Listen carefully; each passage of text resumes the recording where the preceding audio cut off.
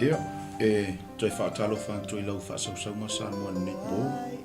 Ia tautonunga o lea fo ua whaataoto ia tō whango nei a fiafi. Ia, tolu sa manu ia fuafuanga o whi au mangaluenga sa whi tautunga ia. Ia vi ia lea lofa maleanga lei o lea tua. Fia toi avatu le lima whaatalofa. Toi whaatalofa toi le pa ia, malimalu, malimawalunga o sio tatu atunu pele sa moa. Ia malo soifua, malo le langi mama.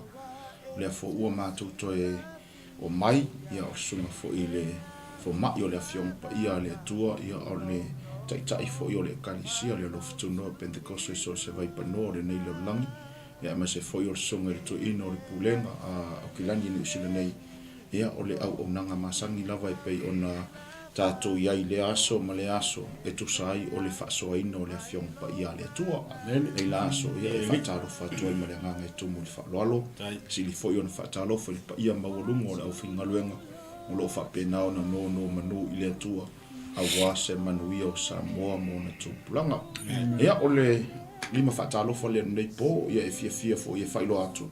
Te whaatalo whaatu ia i le sunga le taitai. E mai soi fo i ora usunga le toi ina ia malo soifua, malo langi e ma. Ia. Ka tala whātu le fiafi le swafa maulunga o le tātou le ima o tātou whaola. O le au fo o le kalisia ma le maupo e po e fo o lo tātou e le fiafi. Ia e whātalo whātu le pa i o tapo i ngā Samoa lo whapenana whafonga mai le leipo. Ia e misa fo i so se mauta, so se lawa, so se nofuanga whaina whea i nei, au nanga le pōl nei. Ia wa tula mātou lima whatalo whai ato i nei fiafi. Talo fo i le tua ona ua maua fo lea wanoa whila i whai marasunga le te ina le pūlenga ni usila nei. Sunga i anga 𝚟𝚒𝚙𝚢𝚑. Ia lea lo mātou se tolu atu lea fiafi ma le sunga fiafi au ia peo. Ia atonu le o mai fo inisi o ona sa whapena no fo mai lepo. Ia ai o tōtua ngia poro inisi me o whenga i mai i laua. A lea fia o le nganga whaatai le tua. O no le o la tātou o inunga o le ea lepo le o tātou ia. Tāloa i le li i nei o le lepo lo kalame. Whai lea ma whaamanianga i lo whaafonga mai ma lo sila mai lea fiaf. Atu sunga awhireti ia, whaafila whaipo i o tātou maafutanga lea fiaf. Ia, o te loe le toi kasilia se wamtalanga, le ua whaafilo i atu fo i te maa ia pato whaafilo i ngā laguna i tasi. O lavo lea ia whaapopo fo i le whaafitai le tua o noro nā ngani lei. Whai whauto e mōne i awa noa tātou te whilo iai, lo nā lofa ma lo nā angani lei whaasoa mo tātou i le taimi ma le taimi. Ia, o pauai whaune i awa noa tātou te whaasoa i le whionga le li. E ia upo le whionga le tua, tupu ar whaatua tua i le taulongolongo. Taulongolongo tu fo i le whionga le a le tua. Ia le a fo i se bata upo le a mātou whaasoa i le neipo. Ia tari tonu le avele o se whamanianga ia te oe. Talo mai fo i mo mātou. Mātou tūwhātu fo i le whionga le li. Ia ina ia maua fo i se ai o le tuane nei pō ma se vi inga o le li ia mawalunga. Ia ne whiawhila o taita ia tātou se talo. Matai fo i tātou polkalame. Ia ona tātou tala whaasolo fo i la ia le mo tātou polkalame ne whiawh. Amen. Ia, o le vi inga ma whaafitai le tua e le whaititia. Fo ia tulawa le tua ia te oia wa e sili ese lo wa lofa mo lo wanga le lei ante i mātou. Whaafitai le tua i nei fo ia wano le lei wa mātou toi wheilo ai. Masi o mātou atu nu ulunga le ea le nei por kalame no mātou tama. Whaafitai fo i le tua o mawalunga le lofa tu no la o fio. Si o mātou tama te tai. E ngata fo i lea le tua ia o mātou tangata. Ia aua fo i whaatau no wino nei whaama moe. Talo ngā kwa ia so soani. Moli lau upu ia ai o whina ngalo e o whaalongolongo whaafonga mai lo mātou tama. Se mātou tamu whai atu e tu whaatu le tua lo whina ngalo. tala fo ila upu yo matou loto fa tamau ai ngaina le matou ngana le tua nei po fa so ai lo fina ngalo lo matou tua fa u me uma matou te tala no ia I ule nei po la kalame le tua le matou no fio la fio fa nia fo ila ona ia mai le lo fa so ina nei fa mo fa tai ono Yesu amen Amen. Okay. ia le li fiafi lo le ua mai fo yo fa tatu talo ni le fiafi mo le nga fa tai so mo to ino le to sai le tasanga mo le vai nga fiafi e le mfanya fa nga lo ina le nga fia fa talofa ia e fa talofa to fo I so mo fa fia nga malava o le kalesia le lo fatu no so se vai pano lo e mai mo mai ai so mo to ina mo na to fatua so ngai fai evangelia mo na to fartua so ngai apostolo mo na to fartua lava lord tato pulenga ia fa talo fatu ia me se foi la to uma lava le ua toin mar tato por kalami fa talo fatu nei po ai tato tele yo tato mta por tato tu si fai tau e pena ia ia o tu si MATAIO lo na mta pe lo su marfa ia na le ole atato o titilo estato mta upu ia ai tu ina tu ne ia vanoa le nga fa lo sunga il forma io la fion pa ia le tua ia sunga ia piso Dr. Elia Esera Tavai ia tu sai fo io tala ino tato mta upu mlenga fa lo Fa te ia tu lu sunga fa fe au peo. Ole peo no batul tato tu sfaitau. Ia le la tato sabal vali mali le ni po tato te ba ia ia. Ilo no fai momoa lo sunga peo sei fanga tel fai potolu sei fai tau mai ia fai momoa sei fanga tel fai potolu tato tu si poli nei fa momoa. ona o fa fo le Yesu o maliu ese le malu ona o mai ai le ona so o ia te ia e fa sino ia te ia fa le malu a o fetala ia tu Yesu ia te ilato ua o to wilo e mea uma e moni o te fai atu ia te oto e leto ia I le tasima ai mo le tasima ai uma ona solo ia I lalo ona fo o ia I le mango olivi ona o mai ai le ona so o ia te ia wana o I lato o fape mai ia e fetala I mai ate I mato pe o a fea ia mea pe se a fo I le fai longo lo mani o mai ma le ngata anga o le lalo lang Amen. Le la tato fasoa le pone me ta o le signs of the end time. O whailonga o toiaso po whailonga o na vaitau ma vaitai muli muli. O lo tato wola ma soifu ai. O le tala tu spa ia ua tu ua Yesu le malu malu. Teipu momoa. Ma ua whapenao na ngai mai o i whafo whaatasi malona au so. Ona ni liu le o ia ina ua whapenao ni tala noa le au so o ma tala noa le matango fia le malu malu lea. Tau le malu malu lo na lua lea na ese mai le uruai ma le malu na whaia Solomona. Malu malu na whaia Solomona toi whaafo wina e seru papelu. A le malu malu lea le tala noa le tua Yesu ilu ma le malu malu na whaia Herota. Ta pena Herota. Ona whailo le tala Yesu whapea. So mai Yesu wawai le lei. Take a good look at all these things. O le tala noa Yesu i na so o mawhai baba ai le iai. Awai e le aso e le mawhai e na nofo lisi maa I lunga o lisi maa. Amen. Yo o mai taimi, yo o mai aso, o le a whapenana level ai mea ia. E whaumatia le a ai nei, o whaumatia le malu nei. Ma ave whaatangata o taua, tangata mai le nuu le nei. Ma ave sea mai lona na whanga. Na o le fesili tele e sea uba valo Yesu whapea. Tātou te amatamata mali ai. O le mea monia ua fio mai le tupu I lona no. A ua le talia o ia ona lava tangata. Wa sau Yesu I le mafaufau wha tangata I utaia. O le e mafaufau le lato Mesia. O se na te whato I le loina le malo Roma. Amen. Se na te whaiu pule anga sawa Roma. ai au mai I lantou I lalo le whaamanianga le tau tala le meta o le 𝚘𝗚𝗏. O le mea li te tupu na ngata le taimi o tāwita, ma sa so o mai ma le taimi o Solomona. O ina wawa ai e tangata Israel mea tau le 𝚘𝗚𝗏 tono le nuu lea, le ai lea, ma le malo lea, taimi ia.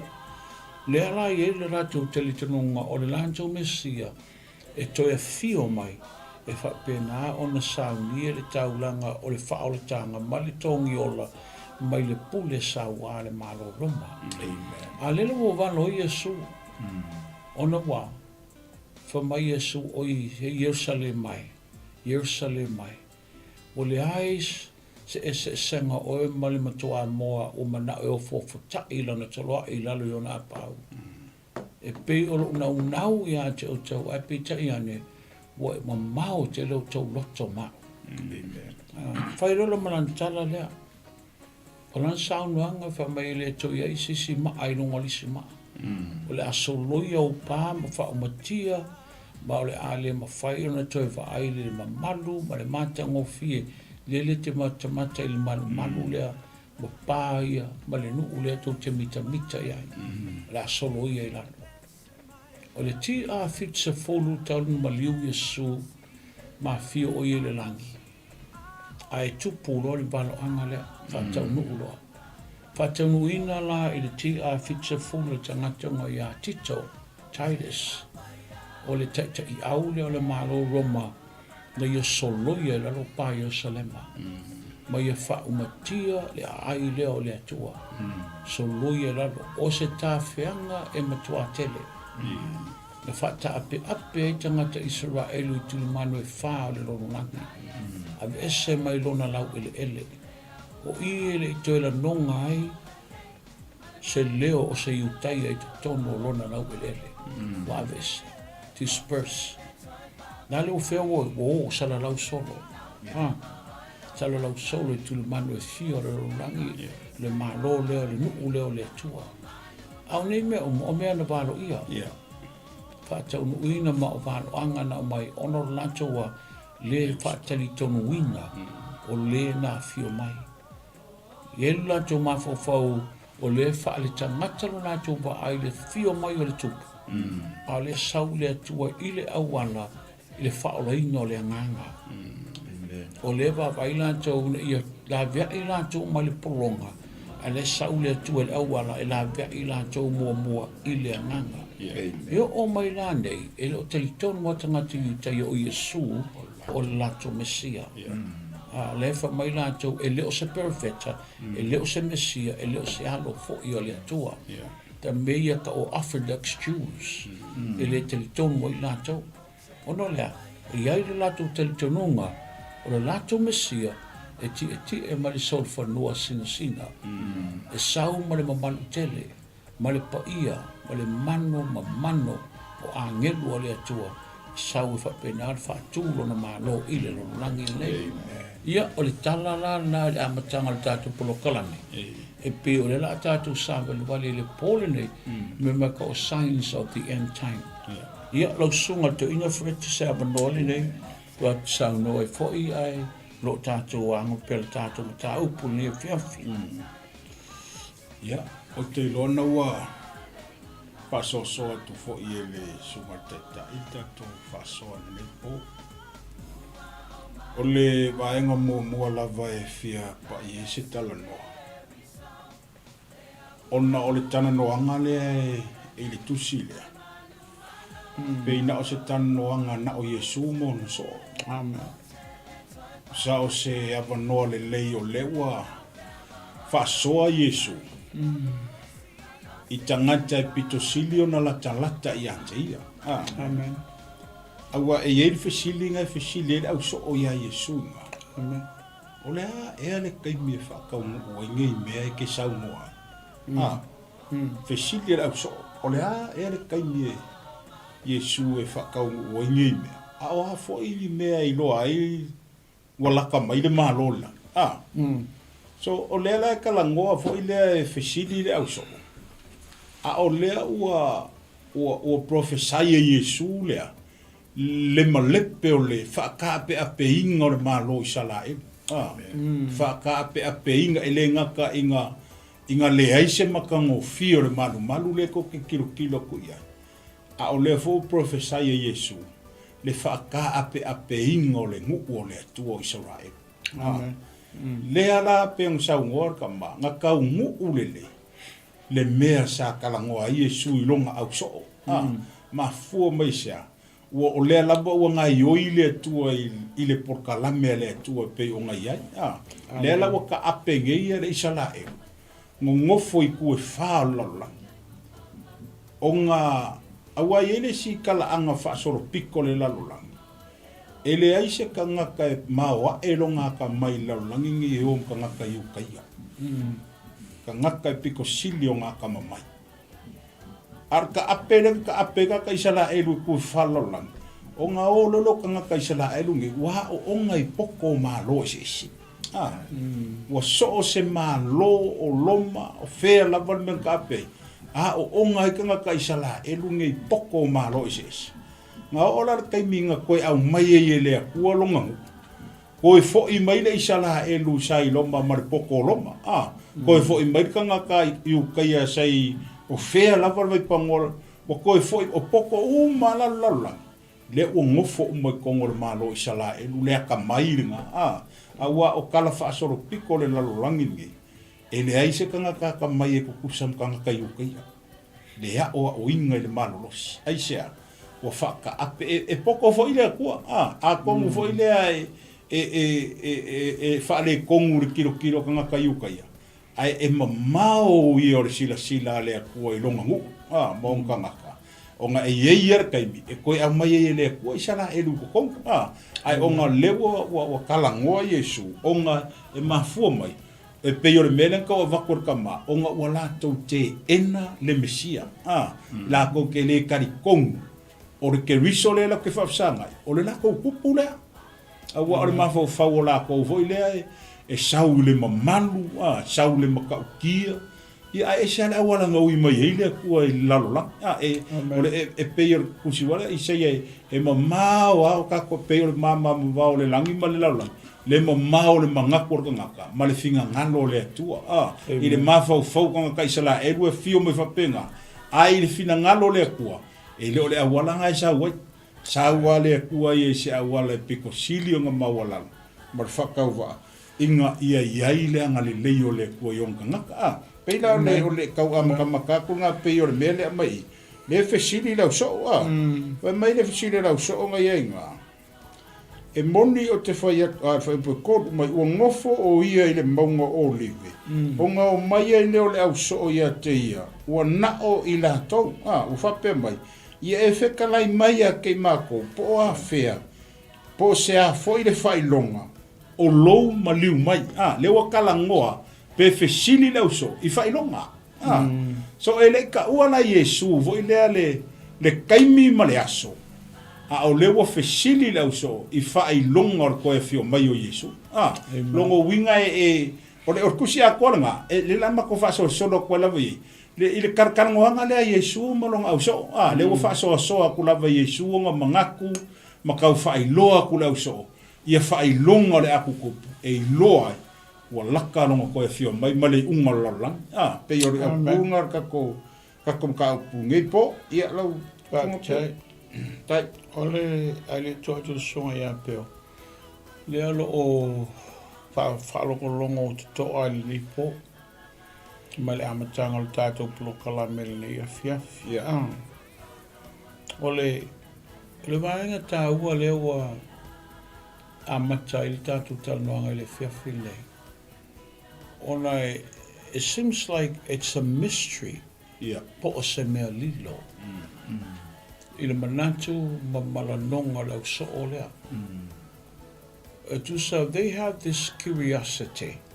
They want to find out via loa. What is the mystery of this? Le ale mea lilo le ta otoi. O le a sau whaamala maanga Yesu. O le a foi se tali ma whaina e tali mai ai I le mea lea wa e talanoa ia. A wa le la whaamalepe le manu. O lea wa papena ala e saunoa iai. O le a la sau whaamatalanga.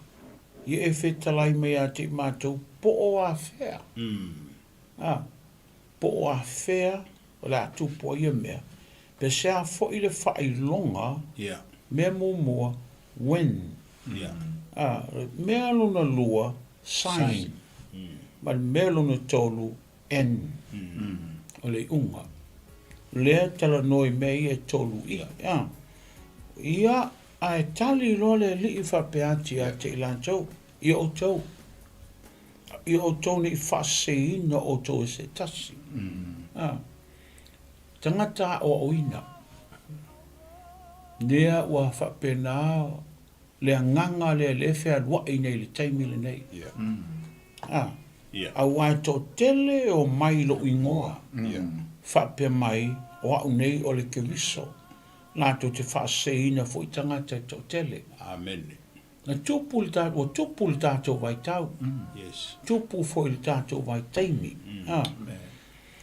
E le ima mao te le atu ngai e tangata ngai a 𝚟𝚒𝚎𝚢𝚒𝗡. Le asa a mai le lotu le atau le Unification Church. Ma o ia fo i le asa ni e whaawaina.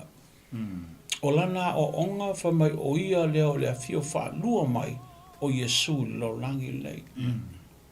Malana tala o le fio momo mai o Yesu e li atotoa. E li atotoa lana ona o le mea sa whai o Yesu na sauna whai o le Yesu langa mission.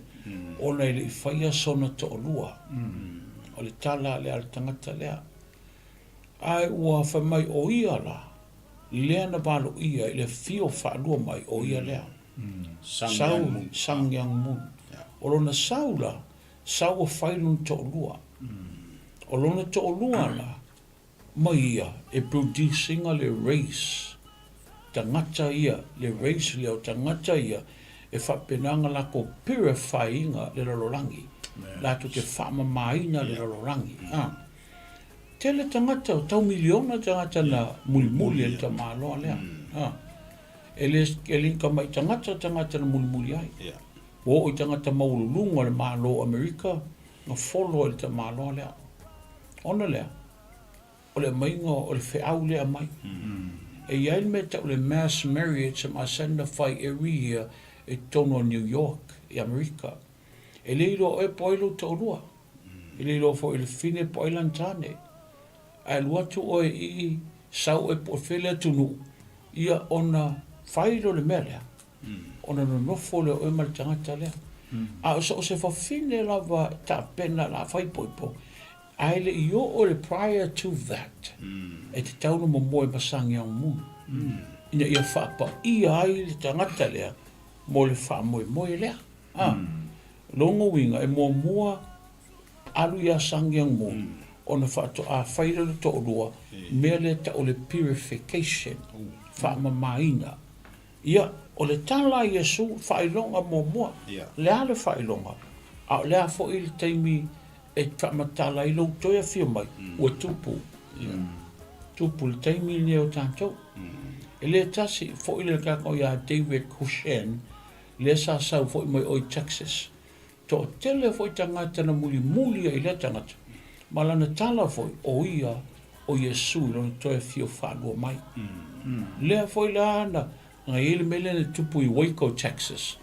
Na iei tangata Samoa na mali liu wai. E muli tae ili ta māloa lea. O lea ala mena tupu. Bo le whamai o ia ai o mamole court. O tau o ia o Yesu. O ia o le atua ma mea ni whaia. O le mea mtau tia lea na tupu ia wai taimi awa. Drive ai tangata mo ese ai. A le tala le a Yesu. Whailonga mo mua to tele o mai rungoa. To tele ele tasi. Ele tasi, ele lua, ele tolu. O le matua to tele o ila tau na whamai o la tau self-proclaimed Messiah. Me ta o la tau whamai o la tau o Messia. Peo iai, hi ua, ma le ai. Ono lea. Whaase se ino mafo fau o tangata i nei mea. Talo i nei lava na i ele lotu na tono o Puerto Rico, Amerika. Na iei fuel tangata wana ngia o le ngota malo. a o ia ne declare mai o ia o le Mesia. O ia foi o le Mesia. Ai whailonga la tangata uma le ono a tai tua in mele mwau me tual. Ne tai tual le ono. E le whai maila ni tala o se sign o le ti apolo. Ai whai maila na sign o le whailonga le o le lotu lea. Ina ia join o le member lotu lea ma a vea ia e whai mātua ia te oe. Ia, o mali ufo ia.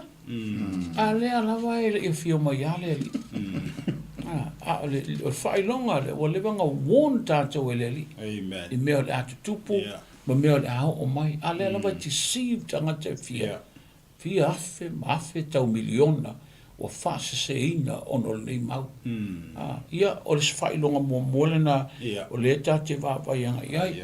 E o foi la mo le tūlanga me wao onga se lo tūlai mai nei.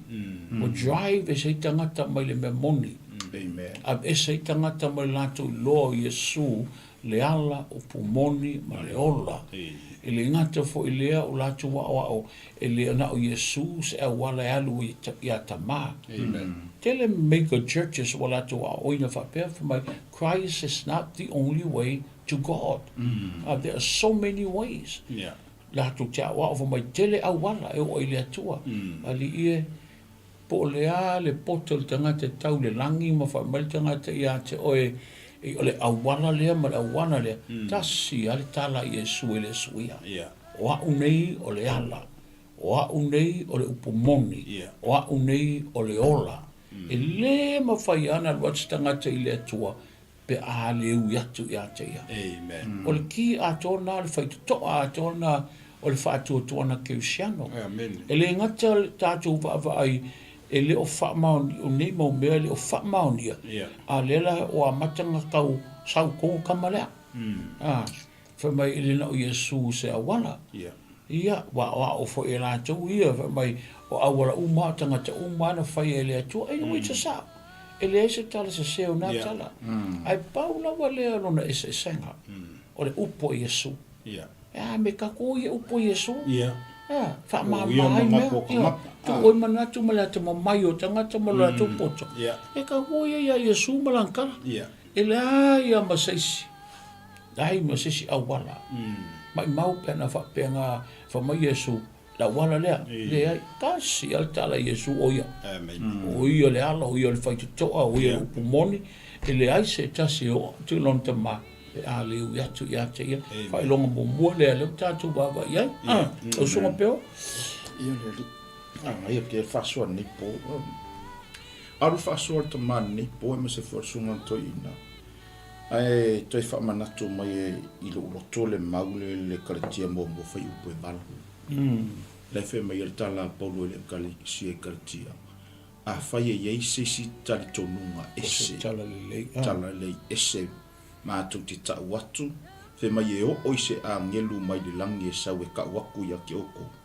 fe mai le apostolo e ta tau ona ana tema e ma tu fo yo wino le upo ana tema le curse fa umatia po le fitu po le fa malai longo bingo o le mea le sau no ta ma nei po le fe mai Yesu e tu la I mai pe feta pe pelo ma antike wiso pe fa longa mo pe ne sau no ata to titino fo ye pe sa kau walu e yuya nga muli lau so ya Yesu ai pe ya sa kau ya kai mi fa pe sa fa do ko lua I lau so man tuang fa ya ku ya kala Yesu I lau so o tu te lo le ala na o sawa ma le ala o te toi fo ye le yo nem ta pe suma fa e fa ku so lo ngau so fa mar kala lau so Yesu a ku ke le lo menga e sawa ma ku ke le lo fo menga e la e ke ko ya lu ya e fai ngir kan nga la uri nga me Yesu e mai le yor tala Yesu e mai la uri Yesu e fai ona e fai lo mai ati ma tau tama e mai Yesu le va ka ko ma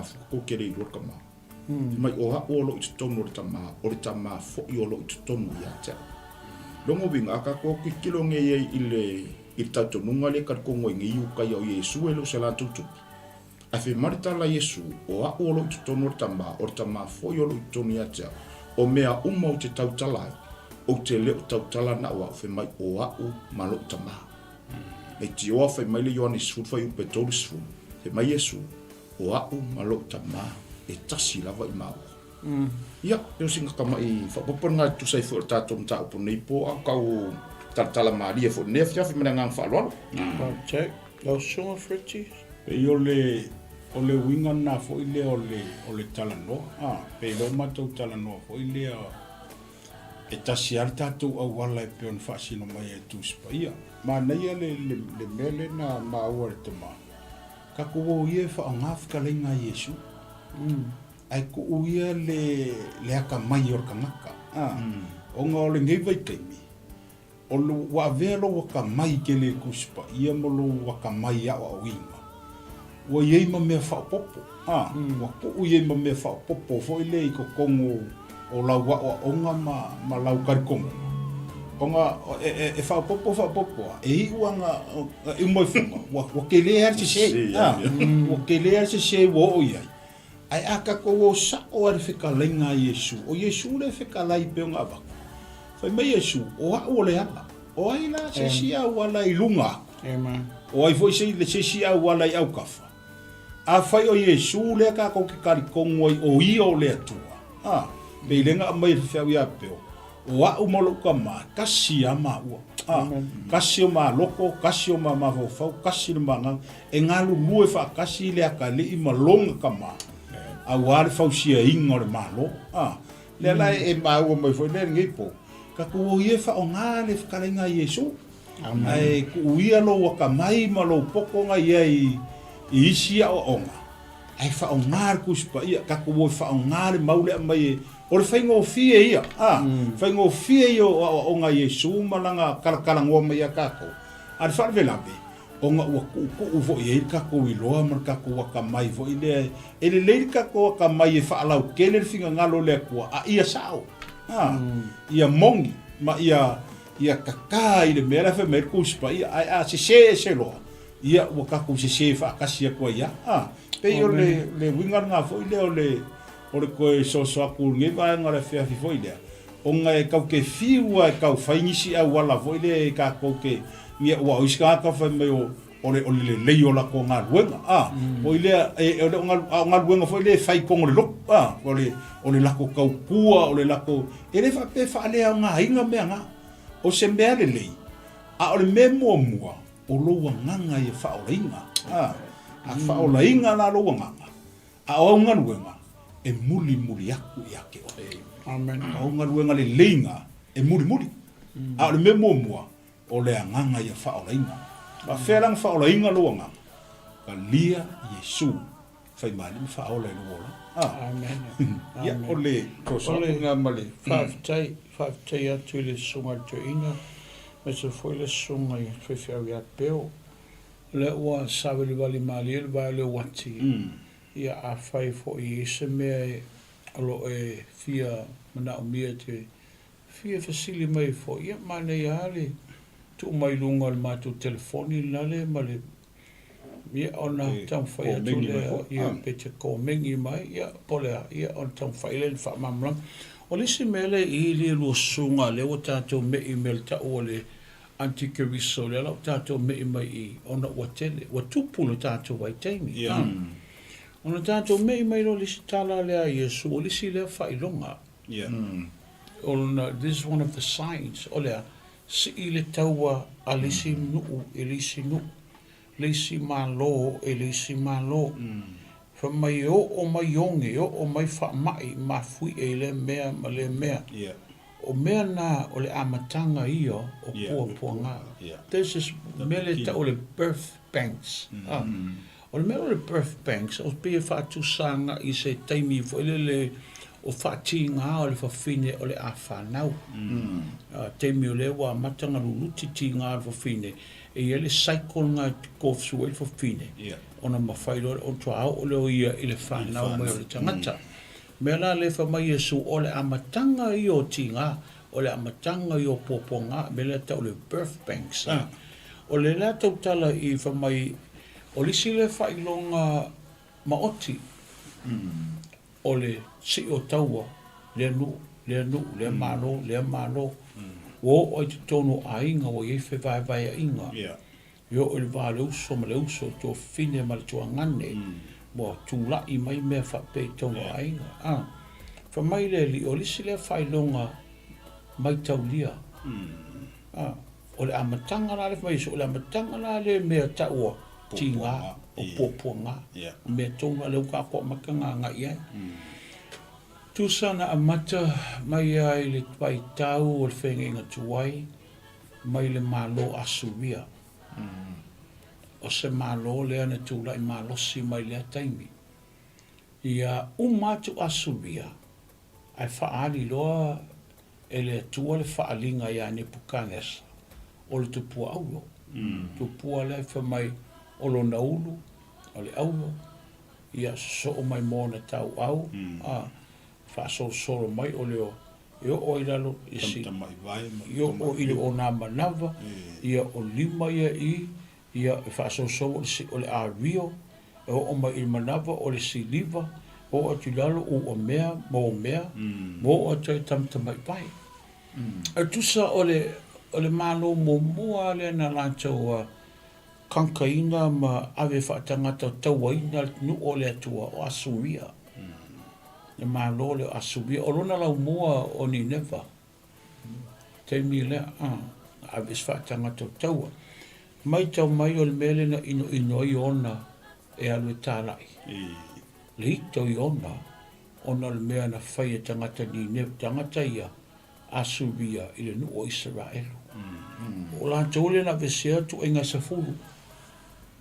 Ma a ese mai lona lau ele whaata ape ai. Le uai. Me o mai le taimi o ma le taimi o Yesu. Ua lalawa e le iloa alea. Ma lo ye sa fulu i o Israel. Tu inga sa fulu. Na ave le ma lo lea. Me am koa ika ia ionga. Sola leo iona mai le wala aua le tua. Ia ai whaatu le tua iona. Koe fōila ia ai wele misiona. Ai o le salamoa iona na salamoa i tōna le manawa le ia. A le mamafa le sala iona. No so le wha. Ia. Ilunga. O le matua i mtau kia le ko inga le tu inga ngasala lea. Le usi stai. Le whalongo. E le se senga le sala iona ma le bele na whai a tau maiva. Le usi stai. Le whalongo. Lusi e la mamalu. Lusi e man whaamanianga na ave le atua. Ai tofo i lo langi le mata upo le ansanga. Amen. Ono lea. Le usi stai. Lea fwoi lau toi o mai a iona. O koi mama whale anga sala ionga. Wa le mawhai e le vaa ngaru o ma koi sou ma. Ma hangi le wha. Mai na whai le vili wha atu iai. Wha mai lolo tala rau lia se. Te karu lo watua po la mea mai tongi au lalo. Nana papa ia kua ionga i lalo. Uma marisang mea wha atonga i le tuali e folo. O mea whai lau tala. Me meo le matau tia mo mo le whalongo le tangata. I le leo ma le siu fonga o le atua. Ai maa fuana. Ita ono le meo whai tangata i lo nuu. Ia. Nā lu whai leo te maro. O kamaro koe la haunga lo. Mele iona. Mele o whai koe. Leanga oi o le atua e te alofa. E te tuawa noa i le tangata. O ngaulo le leia al mela atupu. E salamo la ngulea. E whaolenga. Ia, salamo le no. I le launga i ona.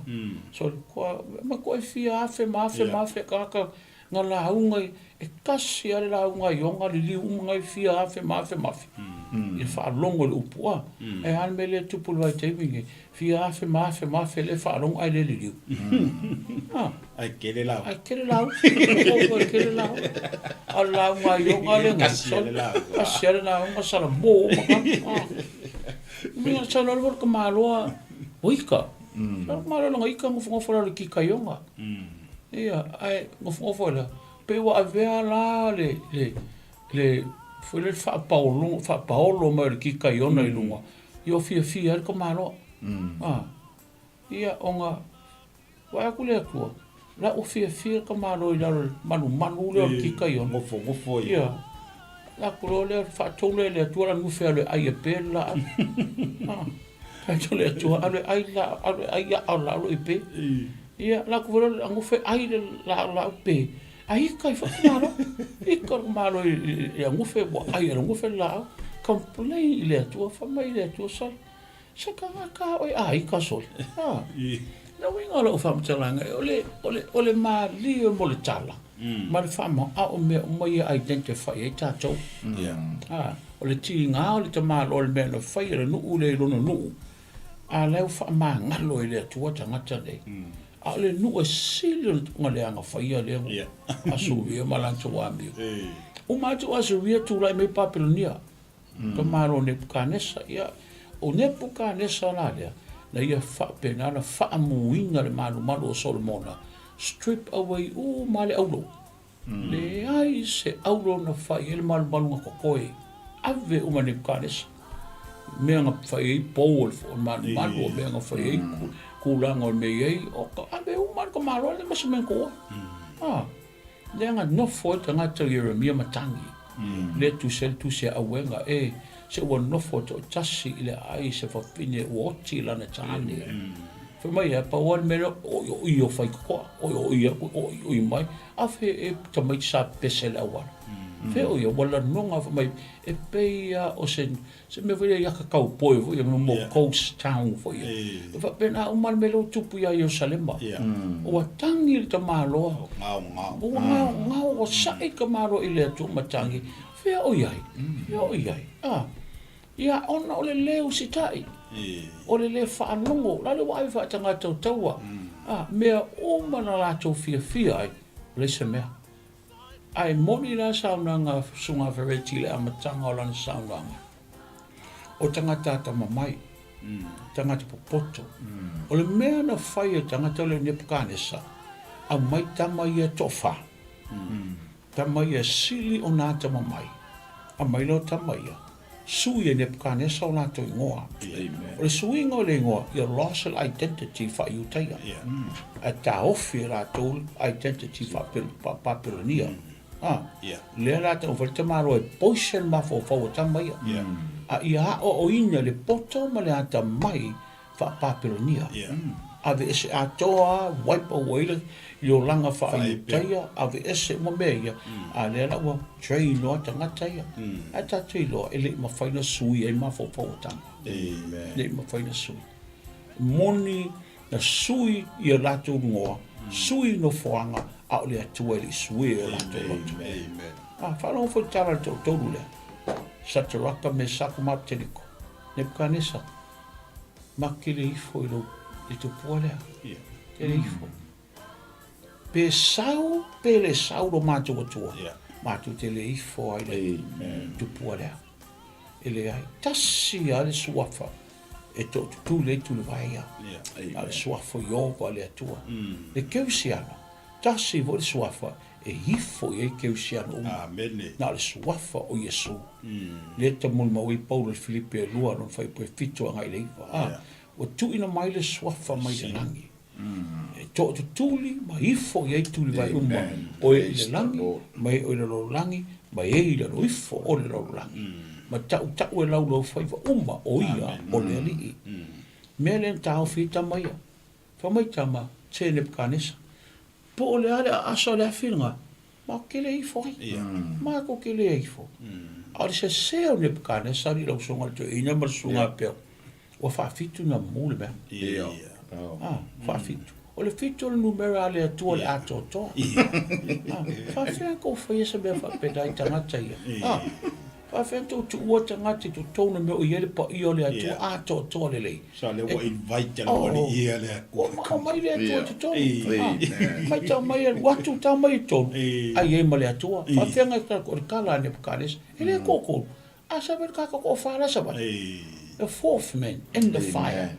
O la tonga inviting o le atua to. Le whaingo lako wafi. O le mele ta te wa aia i mele. Mai si taua. O le mele na tupu si i mai le taua whaaleanga nu o le atua. Au te whawhetai a ule li isole. Po le ala waleanga salo neinu. E toi whafo i mai le atua. Toi whafo i mai le atua o le tangata. Wa ile mele le T.I. Fitzgerald. La le o tape ape. Tape ape walu tu le manu e fia ma fia. Tau le taua. Taua mua le no rangi. E tau le taua tasiva, tasifitu. Mai le tasiva, tasilima, o le tasiva, tasifā, solo mai tasiva, tasifitu.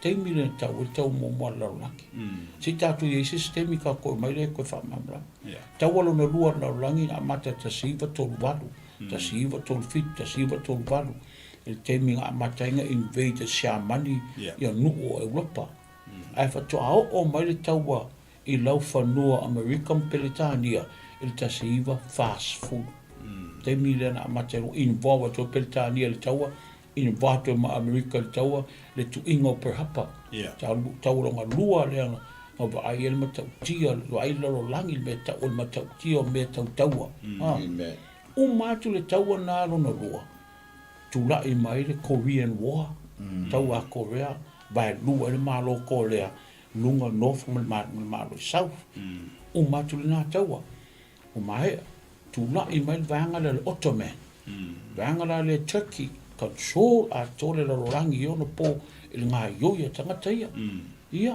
o inga spread ai role au mosalemi kava to au mosalemi la rangi ono po ono fainga malo le vanga le kau Ottoman ya mai I Turkey kangi le tua ia le Middle East mano fuanga ia tu tonu sai nei lalo atol pule anga al malo le Turkey le temi vanga le Ottoman o inga spread ai lole mosalemi kapa ato ai Europa ato il temi tu pole tau wala o mai la tau tu la ia tu Vietnam War le tau wala tu pu Vietnam fia fe mafe tangata na mali liu ai le tau o tu sa o tau te tele ia le fa mau mawin o mea ia le fa mai si le tau wala le no o tawaria le o mayangi o le kupu le faia le malo Palestina le malo Israel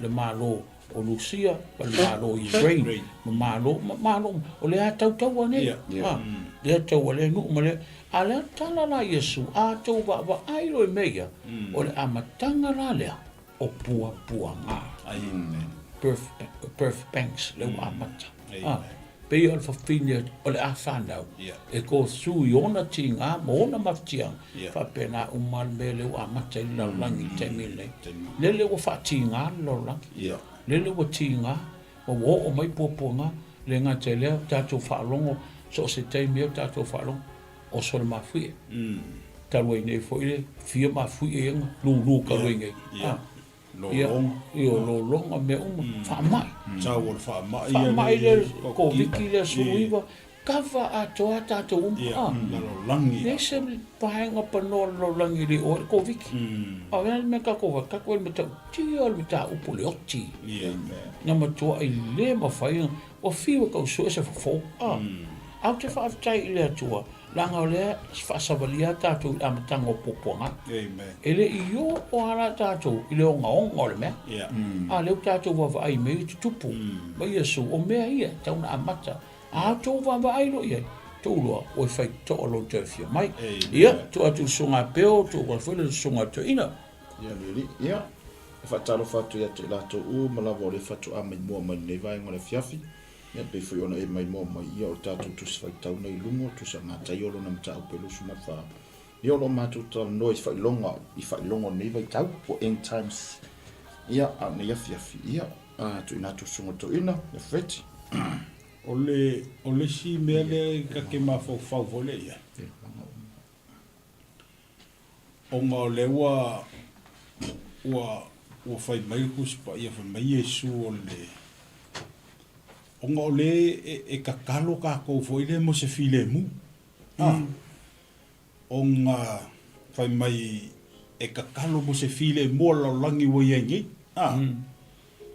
ai pe o le alu ka ma fo ile valo anga le a Yesu e pe ile fo ringa mai foi le e ka kele o anga i se file mu ile ka ko la langi pe o le fa solo mai fo ile mo me o kaua o misa fa mai me a uma a ka ko va ai fo i o ka ko e le nga ko ku ke o ke ngo fo ia u mo kilo fo i o ka ko fo ku mu sa mo e ele me fo le lo sunga o sa a u ila ve fo le po o le file mu le ta sa ili o file mu le tanga te to Awa ala lololangi le uta ngai sa file mo. Yeah.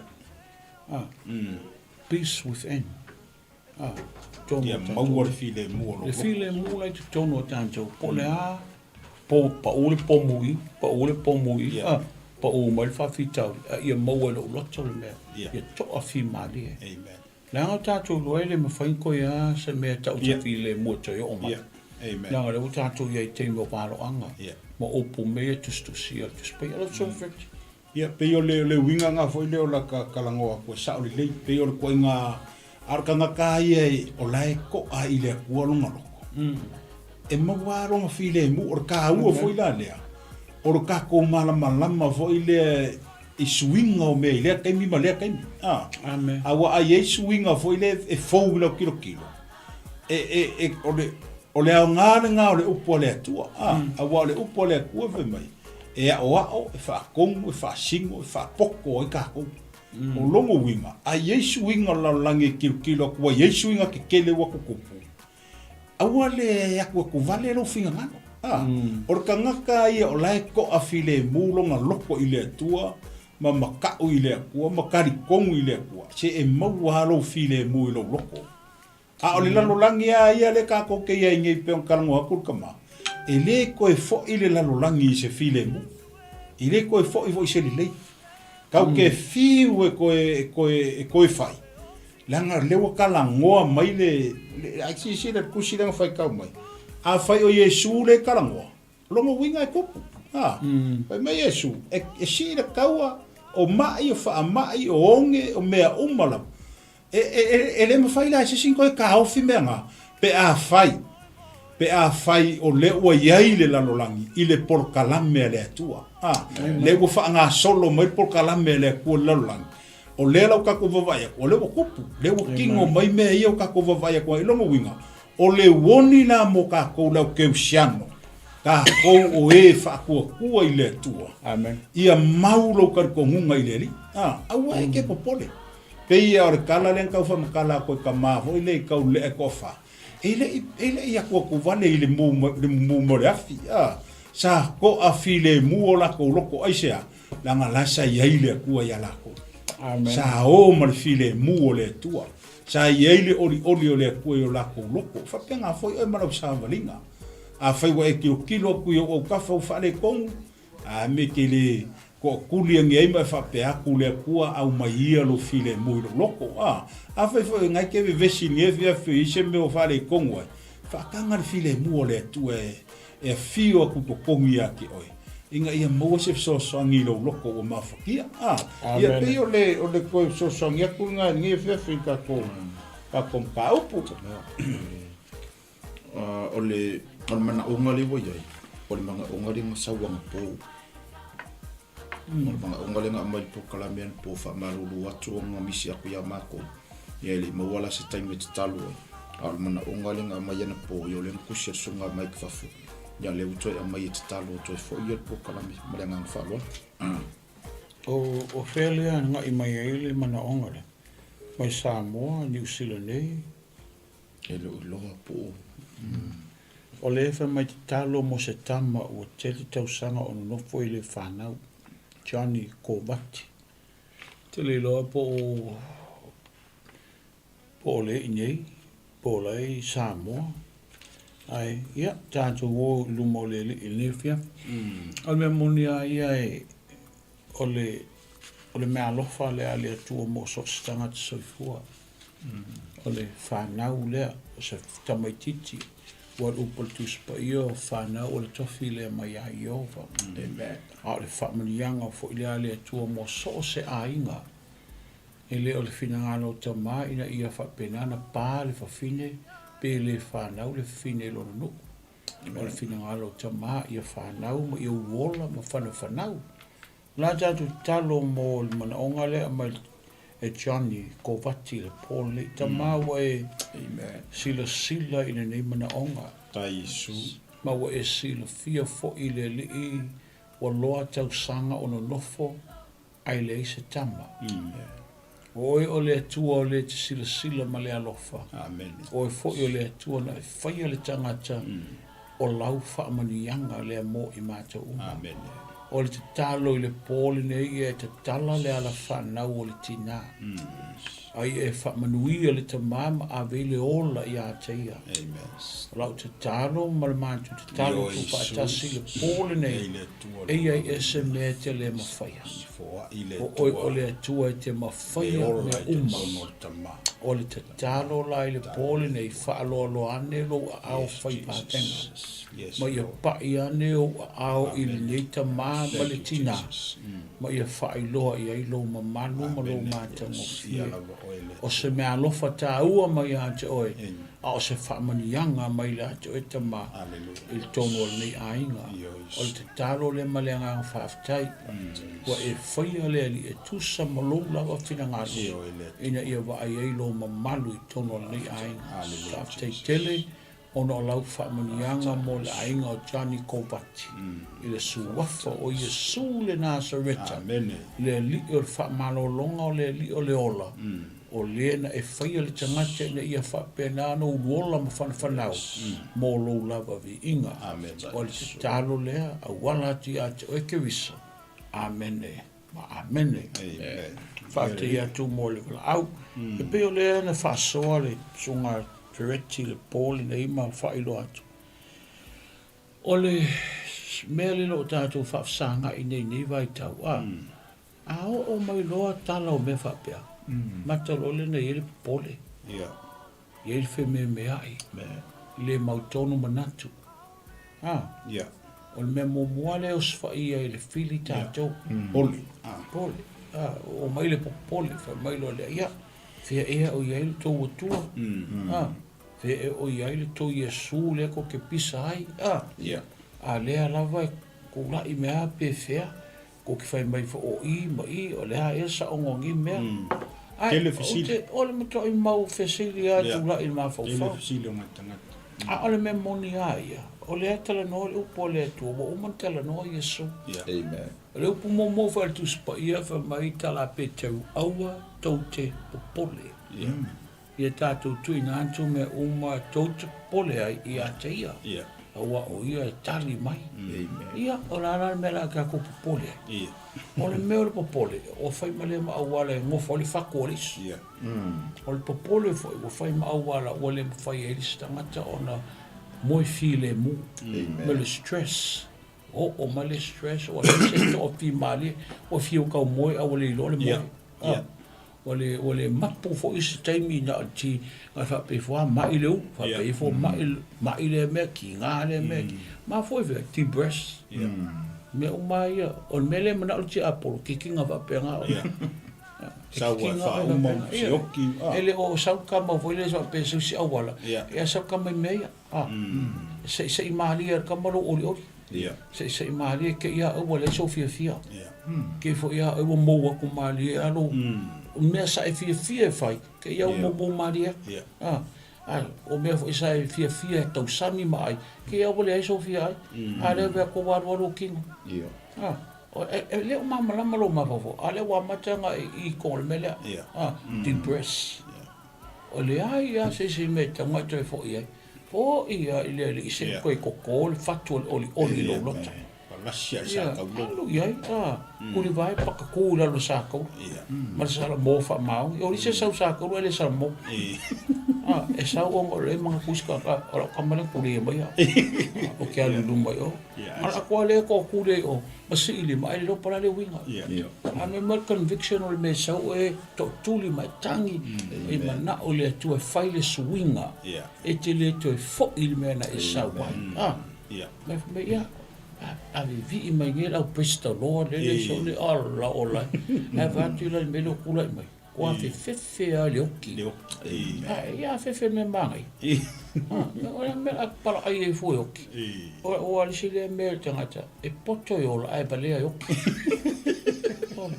Ano kai poko ai ola ai. Ka oki mai lo fia ola. Fia o mai va le e o kiso le kamai. Ia ale la te whaalong, o le whaalong o le tangata. O mai o mea ia, popole. A ta telo, ele kaunga ko popole ia mea. A wha me watu vale. aua e ao ona tau nu nei me uma tala Yesu ele e tau an kau nu ala me asonga popole la tura mai Yesu pe mai ari Yesu o mai uma ya kia me uma tutia popole ia saula fa mai tala le mateo nga su balu fa a su matasi fa polo pa no malua iwa ma ngai ia fasfai kau ma se kau ali pe o se fe kau MATAIO su matasi fa polo balu se o tosu se kau mai ai ka ko le masa ngia ka ko fai kau e ma ngai ia ko fa fonga mai le tunu ia o tau mai ia ia o tau mo e tinga ina maftia ia venga wa o foi e malo lo ai o tau ia o tau moina la wamo ma ia o tau fa wa o ia tau a wa o le anga maluma le loto mo ala ona maua le o tau o le malo longa mo o tau a wai a vengo fia la wamo o la a venga foi e ma ia e me tau fesuia inga o fesuia inga ole ave lo wamo amela mo le imo amen ole amola Yesu fa ya si mama ai ave ka ko me mafanga amen ke yo ko inga li sele kai ka sa ore le iso ole popole atu vale ole me ala le stress e fai le tangata awe ke ipa on pa o se me pe ole me nga so ke ifo esel me ke ifo ngo fa o que escoinga ele chama não me que fa fosse sabe o cara escoinga me lo por câmera boso para me que eu sei que cur que o so por que não me ya não uma coisa a fem uma fora bolo so fa fosse control o kala ia Yesu o nga mai awa ku fa penga ko popole o le aku ku vale ai tau o kawa ka fio fi mau ta to le upole tu amen ia ai awa asile tau le sinu o le tasi malo o mea ia le ka ko va ai o tu o mai fo le popole ma mea ia tu tonu a inga o mea lo ka to moli mawina ua tutupu o mea laia ke loa ai le wala kalaka mai kama amen te lacha mai pe ole se mea nari i le fefilo sunga feti se i kwai kawa kun mea lea ona po ia e tau sua i tangata e tau tele e whaalata i le tasi tangata le tasi ma whi tangai i lato wa mai le mea le wei wa mo ia mele e o mai de wo tau sua ele mele o me mole o fala ka lisi o mai ke mingelo ia ele la se va ai e upula ia so nefi o fa ai longa ia ta talona o me o tupu ma lo kupu pea o lis foi le me lai ona tele misa i kongo au loko ala va veio um pouco isso que fa la caris a mai le aro le fa mai chol we fa lo foi cara o kamale fa mai ngo fo le ma fa lo kele me ai no kala nga skamale for kala le nga fa a o ia le nga vangi a ko le me aro ko le me yo ngo fo le fa popo i mang senge se fu aro le fa e ke i sa o le me so e lo kala nga fa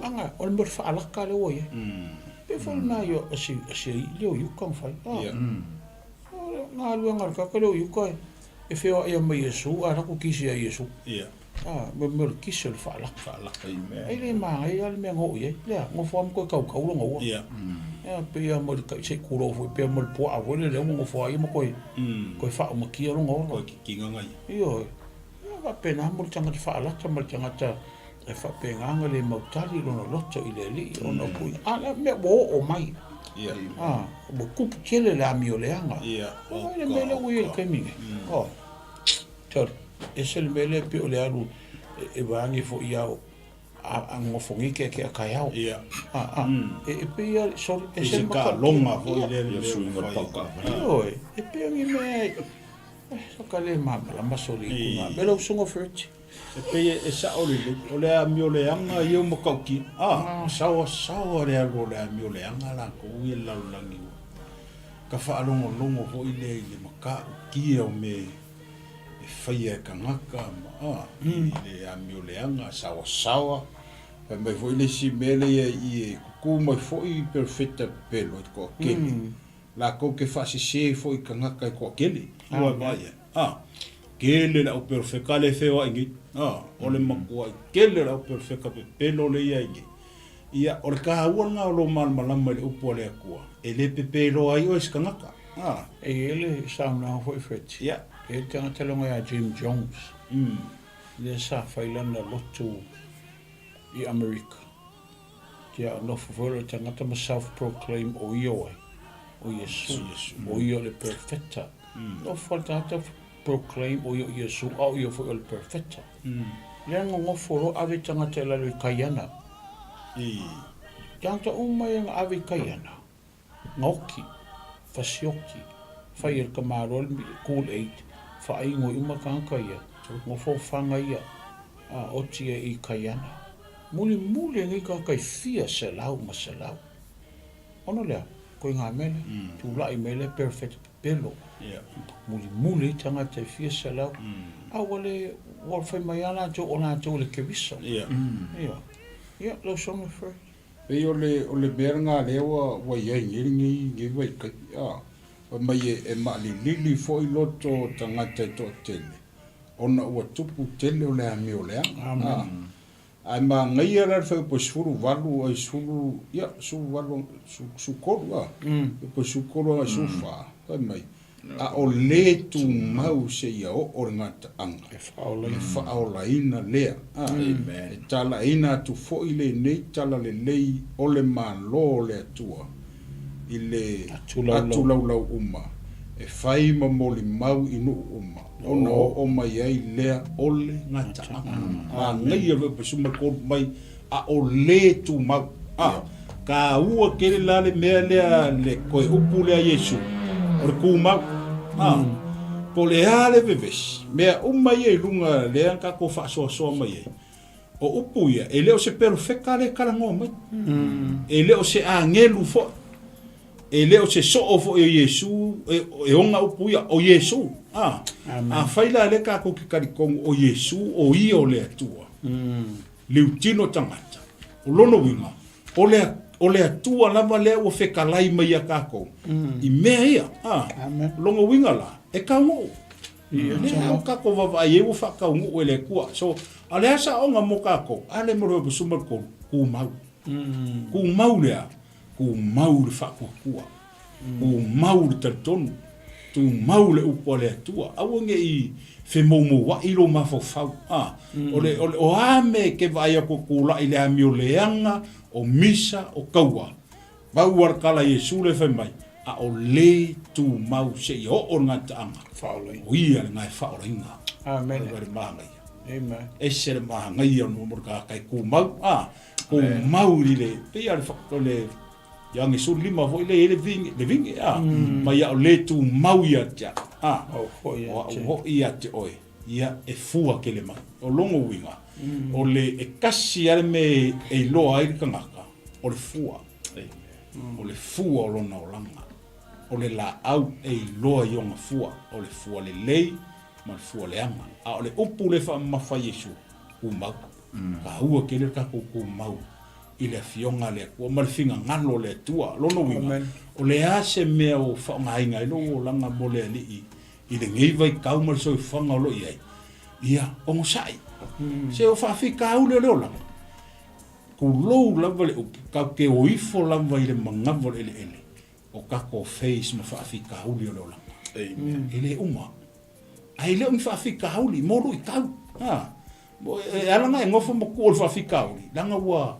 langa e a foingi o ngofo e ma fa fika hauli ni mea au ni mea o lui ka o le olanga o mea nai au mai e kofo ingai lo ka ko wola au aunga ile kua po le hare kua inga ma losi le o ye ka ko savani ile tua ia e fa pena e ka ke fai ngare ma kongi mai le kua le chesti ake oi e kofo e foi ka ko po le hare kua inga ma losi o ye au mai le lui ka le kua ia ka ko se le au mai le ko se me lo le ko ke le mafaya au mai le tu le tof tofonga ai fa mai kala ko spa ia e ngake koe saungia fo'i ma le awala.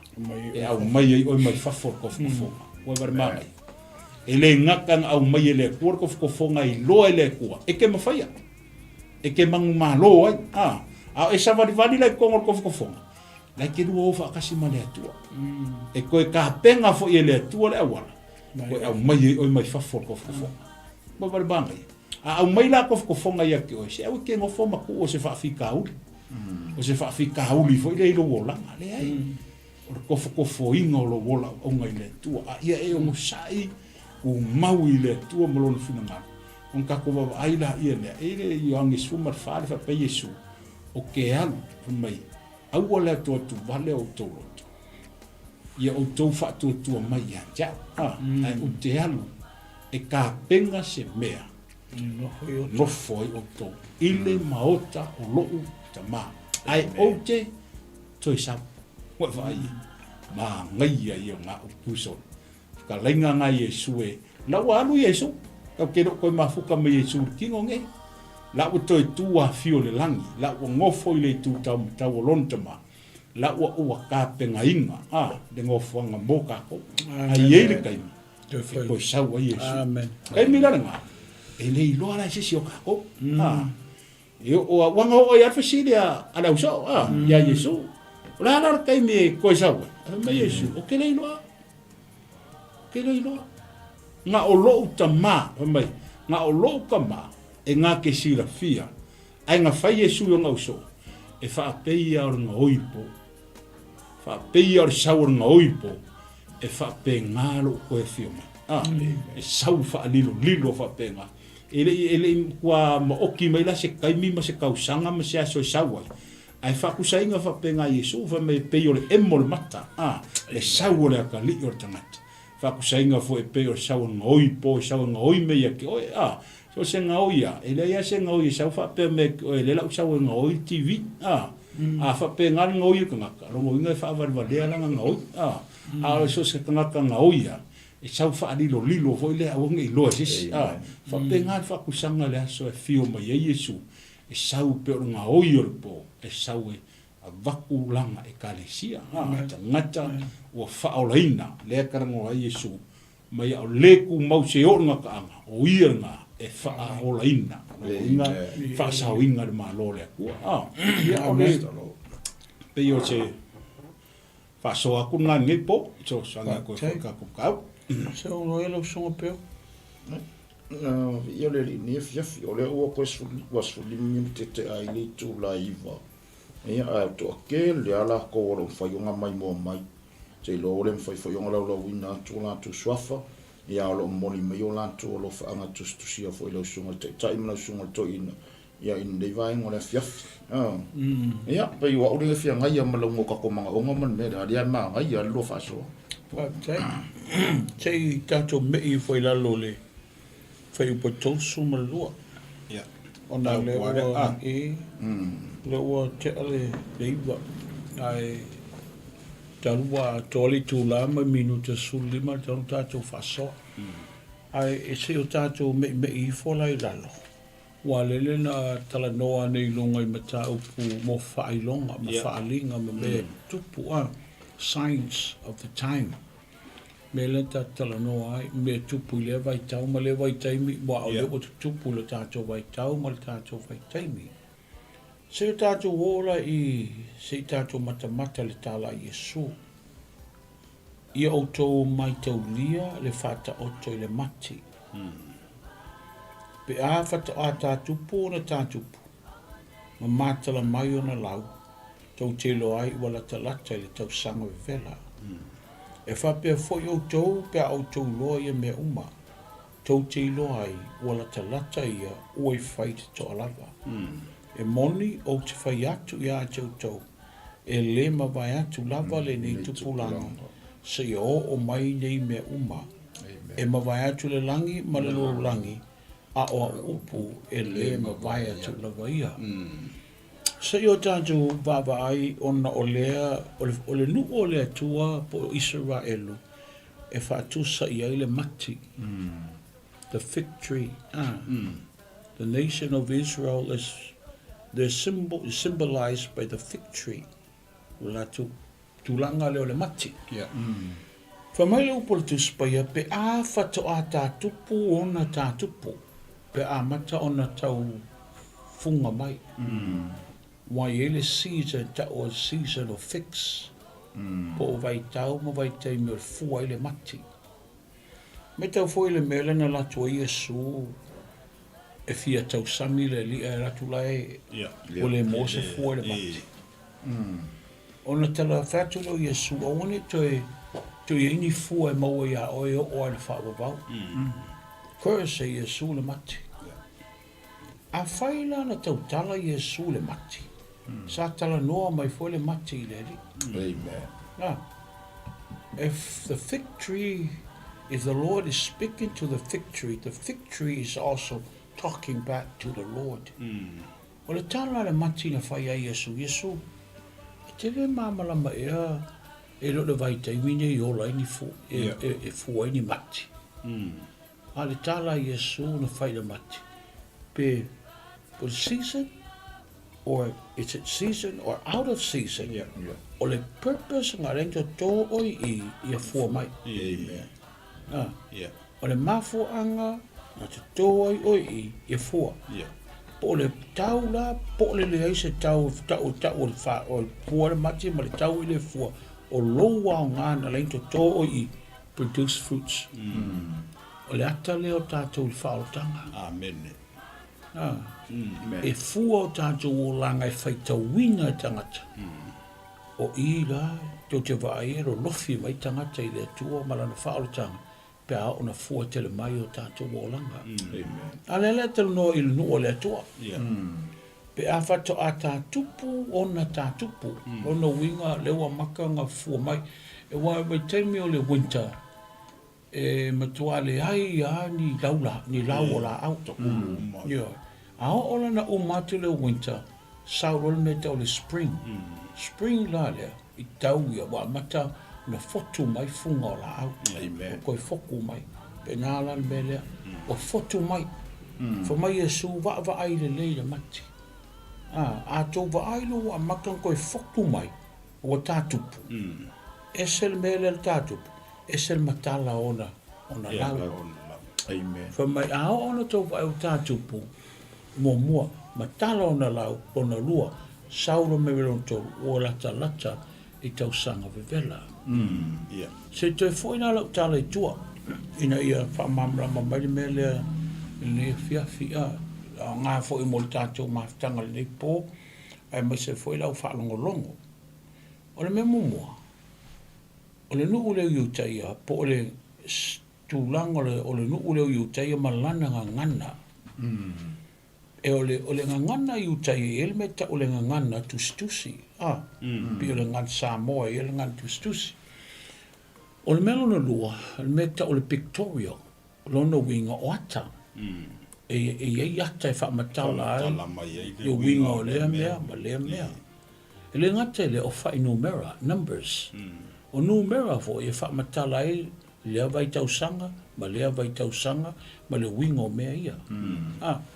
Pe foi la le tusia MATAIO.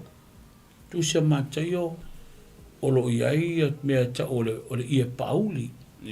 O le ia pauli e whaamatala mai ai le wingo Iesu o le mea le royalty lono i whaamatala il mea ta o le kingly o ia o le tupu royalty. Tusi la MATAIO. A o le simbolo tusia MATAIO o le leona, lion. O lona malosi o le leona. Pe o le whaamatala whaapene, whaamamara matuele winga o lau tala. E iai la mea whainumera mō mua. Tasi le whainumera, number 1, it speaks of one God. Tasi le atua. O le atua tasi, e le aise si atua, pe o tala tuspa ia tusa tete nome, Israelue, o tō tā poi le atua tasi, o Iova o le atua tasi a ia. Saule numero numero whiangainga. E whapena ana vai lua ina le whenginga tuai ma le whenginga fau. E whapena ana whemoli ma wai me ia, o le whenginga tuai o le ata, o le whenginga fau o mea moni. Tusa o le ola tātou i le ata, a o le whenga ingo fō e whaamatala i le ata ata o leo o tātou sawa vali i me moni. Whaalongo i le ata ai wawai i le me moni. Tau le numero tolu o le numero o le tautu, resurrection. A o le numero tolu fō e whaamatala i le trinity o le atua. O le atua tolu tasi. Ta ma le alo ma le anganga pa ia. O le wha is a universal number. No wingo le universal, no wia tau whai ato o mai le laurangi atoa. E wha me ta o climates. I ele me ka o le winter, cold, summer, ma le spring. E wha mea ia. E wha foi tūlanga o le laurangi. North, south, east, west. E wha foi me ta o gospels. O mea ia whaamatala i ngai le tala le leia winga le tangata o Iesu. Au whai e mga lia le to wha Mateo, Mareko, Luka, ma Ioane. Lo tala noa e mea. So numero whaala o le mea tau le universal number. E tunga global wise e kava atoa ai le lorangi atoa. Tātou mai le numero 5. Numero 5 o numero le alofa tūnoa. The grace of God. Number 5. Ia Tavai vola ia ele mea na whai Iesu. Ia lena whai ele wawenga o i ai lua ma a reto tolu. Po i ai tolu e ma a reto 5. O lea te vai a tango e whapopo le lua ma le tolu le mo le 5. Ia e mai taula o le 5 lena whai e Iesu le wawenga. Pe sao ela o tala. E 5 a reto. Ai lua ia. 5 a reto lua ia. Number 5 o le atua o le grace. Number 2 o le atua whiangainga. E mo le mau le whiangainga anga i le lofa tū noa le atua. Ai whaapopola le 5 ma le lua fitu. It's a number of perfection. Fitu le numero le ato toa mea uma le atua. Ina ua o le fitu o na malo lole o le atua. I ana ngā luenga sa ia whaia. O le numero 1 o le numero le tangata. Na whaia i a tamba e vai le atua i le asono na malo lole o le atua. Numero vadu o numero le amatanga fau. Tusa se amatanga leo se me fau. Se i tātou wawa aila walanga lela a skipi te lo isi mea, e whamatala isi mea. O le numero tausa furu, o le numero le matua. Tausa furu tau sanga le tangata o Iesu, papatiso Iesu vai tafe i o tana e Iohane le papatiso. Tausa furu tau sanga o tā vita, fai tā vita matupu ia Israelu atoa. Tu whaatasi tu ainga sfulu lua Israelu. No tupu tā vita. Ia numero valu o le amatanga o se mea fau. Valu wha noa malona ainga a mata laulangi fau. Tā vita le numero valu le whanau i ese a mata le malo fau. Le tā te wawa aianga i numero ia. O le numero sa fulu, perfection. E ese mai me ta ua o le completion. Number 10 is a number of completion wa ato toa.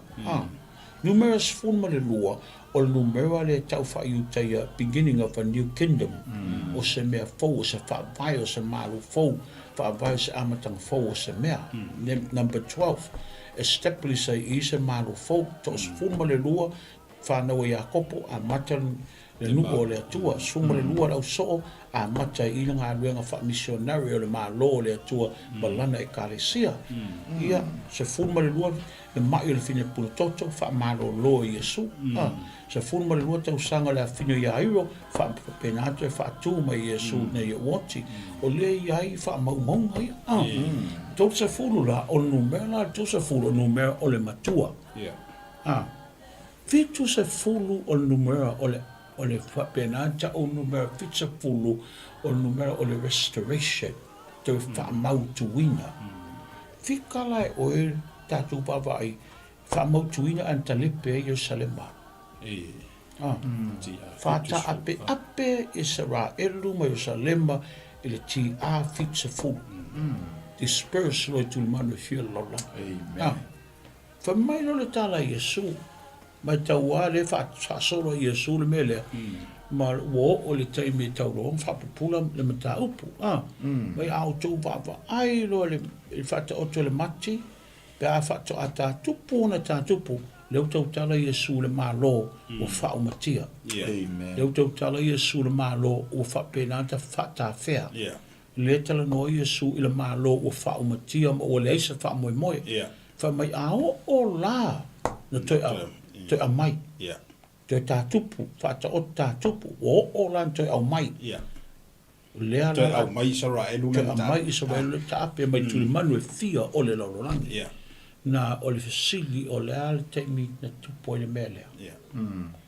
le atonu le teimi na tupu e ta si iwa ta si fitu ua le taua mua ale lololangi ta si iwa ta si fitu ta si iwa ta si ono na invente le tangata o ngai a Belfour le meta o le dynamite invention of fire te malo lea na whaonga e peletania e whaomatia e le taua whato i lalo i sea mani le taua mua a le lololangi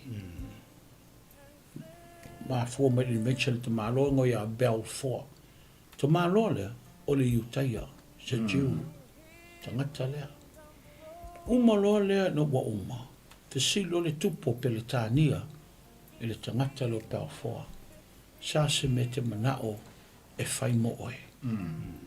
Lea la ua avele Lord Belfour. Fe a te whesile le tupo peletania le ta maa lea o Elisabeta. Ta maa leo Elisabeta teimi lea whesile le ta maa Elisabeta lea Queen Elizabeth whakua makunge. Whesile a Belfour sa se me te manao. Tali le tangata mana o te fōi le unuu i ona lau ele ma ona whanua. O Israelu teimi le o Palestina le teimi le o le vaheluaina. O le pitoanga i lunga o le control le Peletania. O le pitoanga i lalo o le control le Falani o Spain. Lalo le pito i lalo. A le no foi au Palestina i tonu i o le pu le Peletania i tu pito i lunga. Fa mai lo tala ta malo o mana o lo no te foi. Ta si iwa ta si fitu na sain el me ta o le Balfour Declaration. Tu ua tuaile ava noa i tangata iutaia. Te foi lo na lau elele. Pe a ona tatupu ona tatupu. Pe a ona tatupu ona tatupu ta si iwa ta si fitu. Sain el Balfour Declaration o le whiangainga le vao Peletania ma le tangata le ngai a Balfour a watu le avanoa toi foi Esera iutaia i lona lau ele. Mai tau mai la e le o Israel iutaia. Lea wale o mai le o Israel o tribes i esto suma lua a le o mai tangata iutaia Jews. Po fea lava po o aingo Peniamina, po el aingo Sepulona, po el aingo Semeona, po ai Kasia Jew. La le o mai tasi. Wale toi o mai fele fa pea.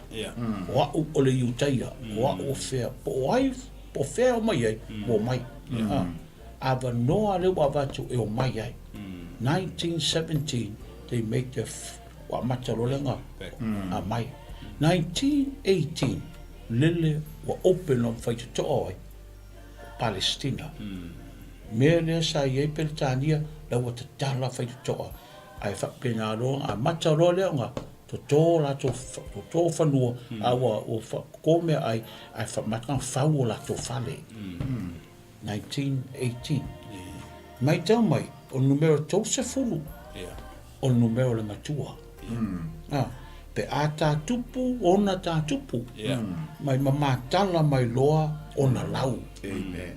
O le ala te mina matala i lau fa popo ta se iwa ta se fitu le tausa fulu numero le matua. Le ta se iwa ta se varu tausa fulu le temi le matua ta nu tatu ta se iwa fa varu le ala mena tupu ta se iwa fa varu tuto ta se Israel ua matua ta tupu ba ua matala ona lau la le te tūrai mai le malo o le vote nga vote le United Nations ia fa pena na fai le malo le te fo isa fe malo o le vote American fa Italia President Truman na saini Truman mele agree ia to fa pena on to mai Israel to become a nation 1948 to sisse lo le fu ata vita Tau te loa, ele I koe kula I German. Vote out America German mal Palestine. Ono lea, o I oe German me lea.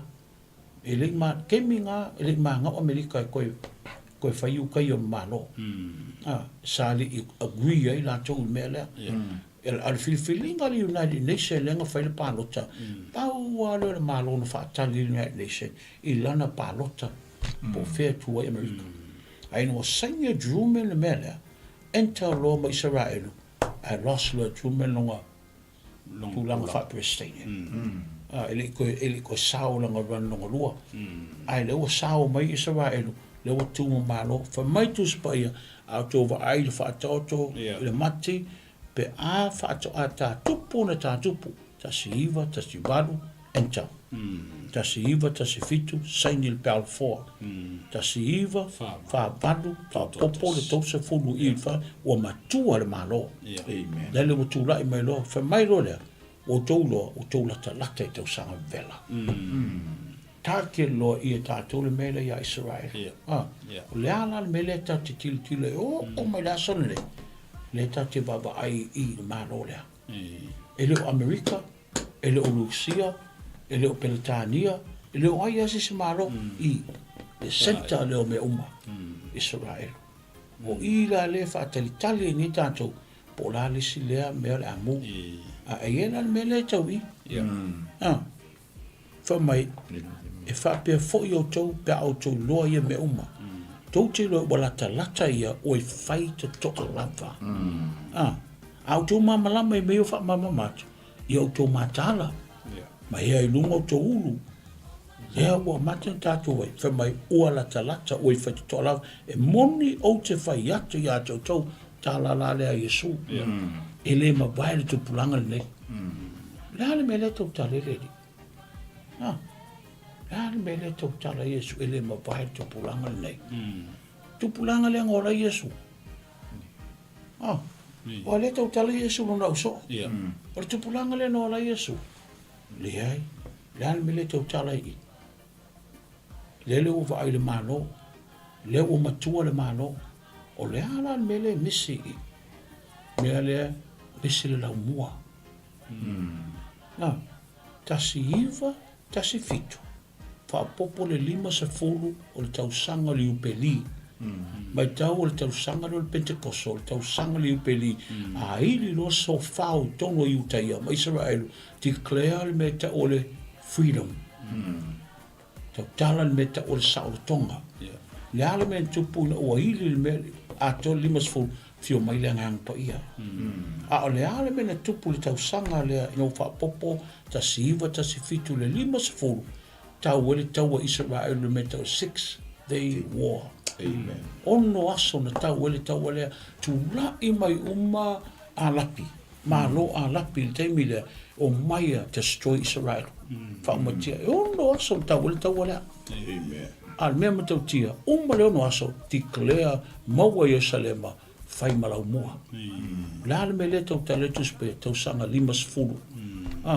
Ni ala ua lua tau sangi o ta oto I tau sa fulu matua whai Israel mamalo o matua 5 tau sanga wha popo I lele o tau nui tātou tasi iwa ono fitu tasi iwa ono fitu tau le taua toi maua Yerusalema whai malau mua Israelu o le halal me le tau tale Yesu meisu ele ma vaile tu pulanga le nal tu pulanga la tu moli mawina le mea lea wa tula e mai malo a te fa mautu winda Yerusalema la le wa te avea malo Israel e fai malo wa to le ala fe mai Yesu ele ma vai la tu pulanga le la tu pulanga le to tale Yesu tu pulanga le moli mawina me ia yo o mai leiva ta si bono fitu o mai tato vai tau ma la tu o la tu e moli mawina le ala o tato wola le vai temi o le uai temi muli ro langa nei ele ma vai tu pulanga le tato wola ai le fio mai Yesu Amen. le tato le muli mawina mai e ma vai atu le langi male lo langi a upula Yesu ele ma vai le fa mai Yesu o vai lunga me e fau me uma ye lunga ora upu my word will not come into pass whaatino mea umaia. Whaatino mea umaia. Leo o tātou muli mau. Wa tātou wa aile matautia o lea tua le whaasolsolonga mea o tala Iesu. A lea lau tātou mai lo le mea muli lea. Lau sunga whiriti. Ia le so ngai po ia me le o ika ko fa so ni fefi le wa aka ko ma fo faula ia o le o fa si o mio nga kula e mare malo Israel e fai ma malo o longo wi o le wa ka mai o ka ko ia kai mi o po inga finga ngalo Yesu a o lo fa kali le ku ai le kamaka Ema. Lo fa tali le tua ya tātou ina ia. Ma whai o ngā o kanga ka umman me ka o salamo. O ngā whinga ngalo le tua. Ele mga o le tua whanno asetas. Mga o a le tua ina ia o tangata umman salamo. Ma ia la ngona i tangata. Ia le tāu o le mele. Le ufa makala o mākua le tamata i ta ia. Le kuko kasi o Israel ma le wingo le maki le kaufa makala ku le wa makala le wa fua e whakakaua nga i koe fo i el malo Israel ko mo la ko la wi ele le lau ka ko ai lola nga i ai foi le i laua wa maukura le vaenga nga al pa mai ele ma vai atu lava le atu pulang mai e ma vai atu le langi mari no langi ai le ma vai au le aso ia ngai me foi Yesu nga au le aso fo foi po ko sumare ongo au le aso mali tu aso le lo a se tas le lo la vai a ngelu le langi ua na o lo u tama namba ai se ara me nga lenga le lo a Yesu de kai me sa au le wa fa makala Yesu fo ile le aka a kore mea. A o lewa wa whai urkala Yesu i ronga au so ova me Yesu. E lei loa e se kasi. Nga o loo ta ma.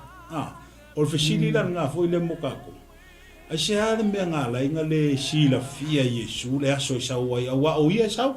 Awa o ia le koe fio mai. A o lea e fōringa mai. E le oi loa fo e Yesu le aso i sau inga ia. Nga o lon ta maa nga ke sila fia. O le whesili la ngā fo i le whesili e kako. O le mea ngā ma fo anga ngā la inga le sila fia Yesu le aso i sau wai. I wha mole ta maa. Le lelo o Isa nga ngā sunga te ina. Wa o le sile mea le o whesili ai pe foi la le kalesia lea mo le mau Iova. O le tala la tau ia a whai o Yesu, whai mai tātou Yesu, ma le atua tas. Ai se ala o le silofia Yesu le aso te sau. Pe a whai o Yesu ma ta mai tas. Nā, o le atala noa Yesu o ia, o le atali o le tangata. Atala noa la tātou le atali o le tangata. E limit lona mahamalama whale atua. Ele o tala noa Yesu o ia o le atua. Awa anu hape tala noa Yesu whapea. E mawhai e Yesu na tau mai a tātou le aso malitaini. Alang o le atali o le tangata le tala noa. Mawhai loa mai e le atali o le tangata le mea lai loa le tangata. Awa mai tau o Yesu le ngata o le atali o le tangata na whau wina le ngangu pa ia. E whai e le ngā luenga. Nai o le ngā luenga sa fulu whai pa tolu walu. Se whai tau mea ri pamon mole laki ngā luenga sa fulu whai pa tolu walu. Se tātou whanongolongo ia ia. Pena ana tali mali a tolu si o sunga te inu. Whai pa tolu sunga walu. O Yesu o le Nasareta. O le na wha wina e le atua i le ngā pa ia ma le mana. O ia sa whi mali wa ima ngā le rei. Na wha malolo atu i e na wha atu i lalo i na umalava i ti apolo. A wasa ia te ia le atua. O le tala noa le atali o le tangata. Ai lalo le wha unga le nganga pa ia le whai e le ngā luenga. Ia, ma venga na ia whai e whai lalo le mana o le nganga pa ia ma le wha unga i lunga o lona o langa. Ele o tala noa la Iesu whape o i o le tua po i o le alo le tua. Le tala noa Iesu o i o le tangata wa liu tino tangata le upu o i o le tangata. Mea langa i eiso tangata i ele limitation. E i ele limitation tātou i mea e le o i ele tātou mamala mana o tama. Mea la le tau whai Iesu whapupulo na o lo utama. O le tala noa o i o le atali o le tangata. I refer me ilona tama na o lo tama na te lo le aso o te sawai. Langa le tala noa i le tangata a o ia o le atali o le atua ale operate i lalo le whaunga le anga pa ia. O le fasili la le au mai pe ai sea. O le fasili la to e tūle la fasili. Fa mai a whai o Iesu ma le atua tasi. Ai seana le iloa Iesu la sa toi fo mai ai. Le lau tali atu, a se o fasilo a pe ai se a wale ta puni le fai to ai sa e o mai nei. Se fai tau mea le skiru fa fai pelu.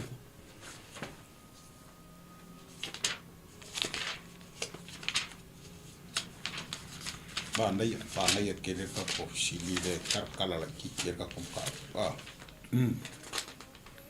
Skiru fa fai pelu. Ona fetalai mai leo i ova ia tau.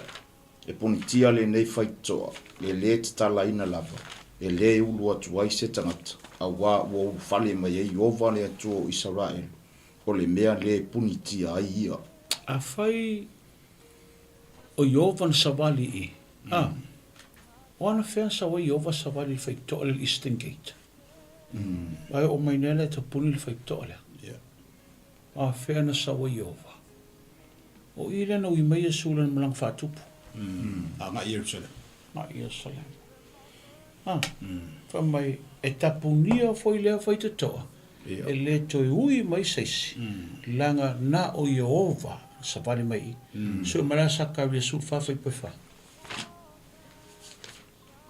Te umatu atu le sa ka Yesu fa fai pe fa. E tu ona au le aso i lungo le mango o Olivia. O lo fea ngai mai Jerusalem mai nga e vai lua ina fo i le mango o Olivia i to tonu i sa e masifu. O le vanu tele lava. E te atu le tasi tu o le mango. I le tasi tu i mātu. Ma le tasi tu i le tu i tonga. O le efe mai ona tu leo a ao le li i lungo le maunga o Olivia. Ona vai lua leo le maunga lea. Maunga lea na lui foi Yesu le langi. Te tu o una ao. Amen. Ai wha mai lai whaasanga i le whai te toa lea. The Eastern Gate. Whaasanga i. O le ta puni le whai toa lea o mai lea sol nei. Amen. O le tali runga wha moa meta. O le tuanga vale. Le awara le whai toa i to.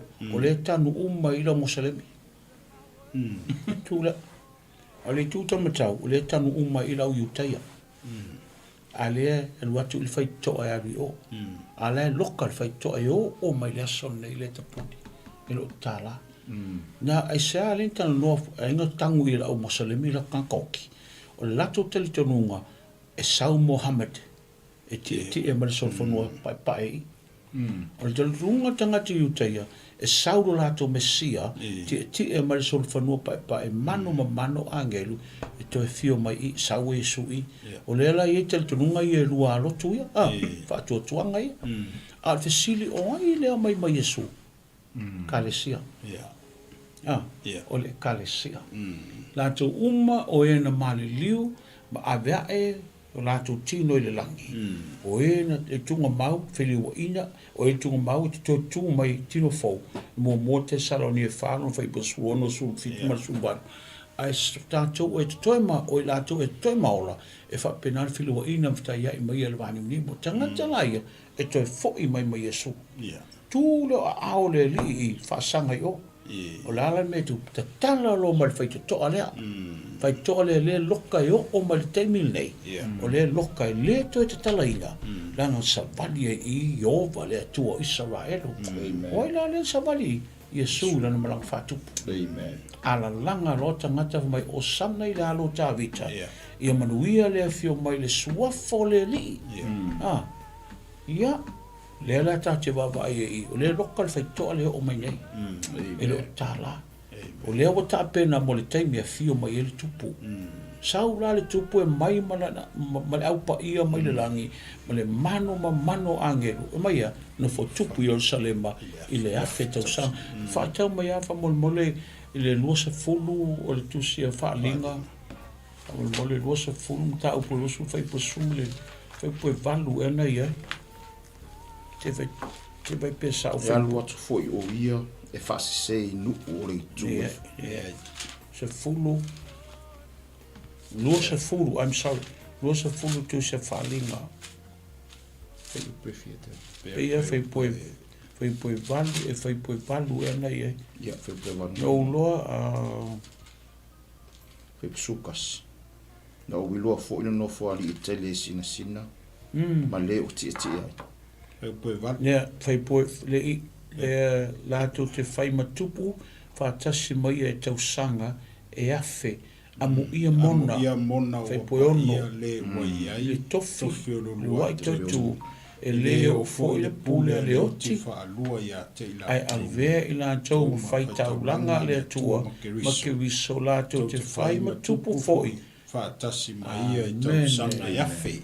O ira le sabali e tua Yesu ma au paia e no fo tupu I Yerusalema I le afe tausanga. Amen. Al mela na le tatala no il pone. Ia e pe o mela na tali atu le fesili e pe o na fesili e sunga al to ina lia fiafi pe al sea o le tali langa le tala noa il meta humanity is talking about deity.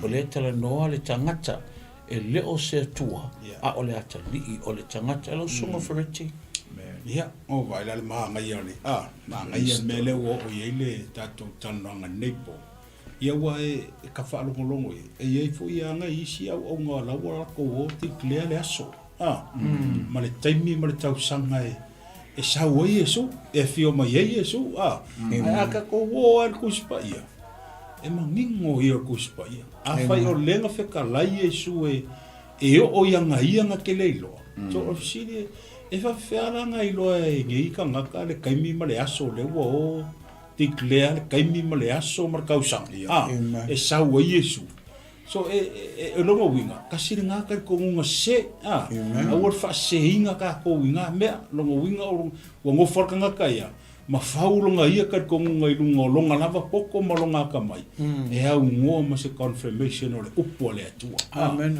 o ka ko e mai uma ia me la fionga le li e kali e ka ko manga kum ka ko vesid au ora ke ko fa longo le meranga ai uskai me fa longo le mele fa me ko spaia e la fa mai Yesu ia Yesu ia e o ia Yesu nga ke le lore le a le o tali manino ta nepo ma fuanga le loa onga o le ai Yesu I longa I tu tangata o ia o le atali o tangata o le tala noa ile o lona au so ia o le lako mafanga kingo o le atua tama ia o la lava fio ro ngo fali o ia o le atua o no winga o manga ia nga ka ko fa so lepo ia fa man malama I fo ia o afa fo ia se kar ko nga fa penga o ngo fo mo ia wa kaunga anga kema pe al kala paulo le ko fai mai ia kaunga anga kemar nga kar konga ma leia pe o menga ka or kar konga se o fa se inga o vaila perfeka pelo nga wa makanga wa vaila ia ngo kaunga wa kala kuspa ia e o mai perfeka pe pelo e fa se ka nga kai ko kele longo winga awange I fa se nga lo fa lo le wa fa lo ngo mangingo mai la va fai kaunga kuspa ia le ai ma se kaimi se aso ma se kausanga o ka ua Yesu o kaimi le sa wa ngo winga ole mea ka ko fai saungi ka penga wa ka ko kele lor kaimi sawa ngo winga ole kaimi ngi o kaimi ole ka penga ka penga fa vefea ka penga lu nganga amen ele o kingo ele o wole ka penga kingo ka penga lo nganga ia makuro loko ile atua fa mausali lu mafkanga malangang paia mai ka talo ile atua a mai le file mu ia ke oi mau le file mu lo ainga mau o le show ainga mau manguia show ainga e merkala vala sur vekala le asi me mangu mau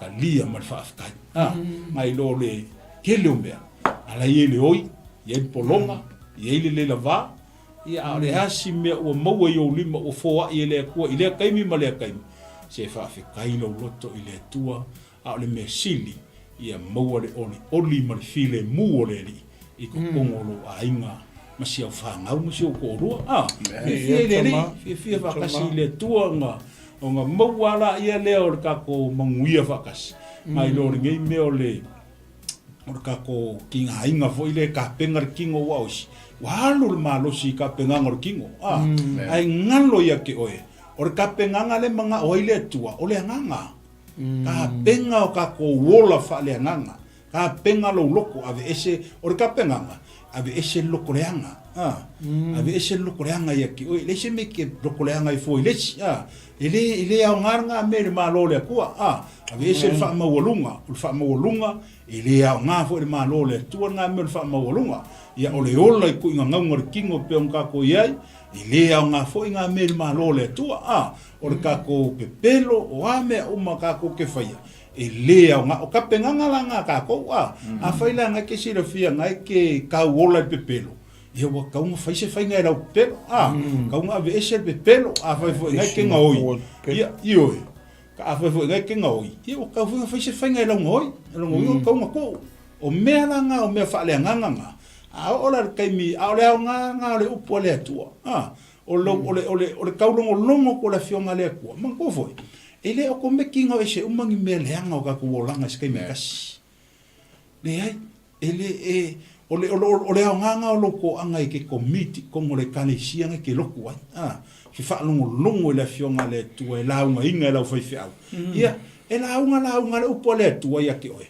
amakanga soi amakanga ese pelo maka vese ngoi maka ko uru ese ia vai ngole o langa nga ke ai ai ku lai mai o le tangata fou le fai mai o sewa ia ke riso o le tangata fou fa auto o mavai me kuai o fa fo wina me uma o le langa fou langa le manga o Yesu ka ko ke ola inga langa o ka ko awala le malo le tua ili fa pe ko ke ka fa ka ko mai le va mo ka ko wole malo le li e ye fo i ka ko awala fai ka ko ka penganga ola pa ia ola mama ola vai ese mai la langi nei ma mau e ka ko salmo ku mau tu mau ile ko molong fingal ma mau le ka ko le manguia ma le ola fa va pe un for mai ka ko ka mai ka ko ono winga o le vai kai mi mo re kaungi sa un ka penga ka la ko wi o foi ke pole foi les ngaka au foi kusi lo lima ka penga les ngaka